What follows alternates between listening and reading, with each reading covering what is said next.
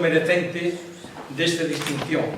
O único que sei que desde sempre tive moito aprecio pola vida e obra de Florencio Delgado Guirarán, o que mellor soupo cantar as belezas de noso val e os dos seus vídeos.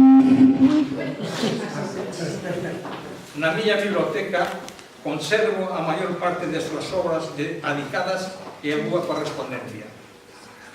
Neste acto quero lembrar a José Calloso Díaz de Portela, primeiro presidente do Instituto de Estudios Valdeorreses, que tivo que ver moito ca recuperación da obra de Florencio Delgado Guirarán, de quen foi amigo, os veciños de Corno, en especial Anxo Barangas e outros na actualidade, a Débora, aos concellos de Valdeorras, a Diputación e a Ricardo Guirarán, autor da súa biografía.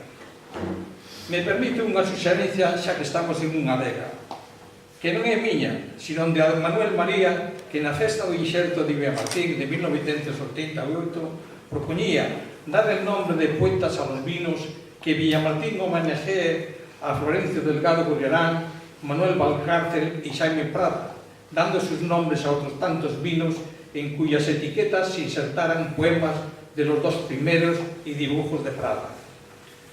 A xente de Villamartín, dijo Manuel María, está en deuda con seus cantores.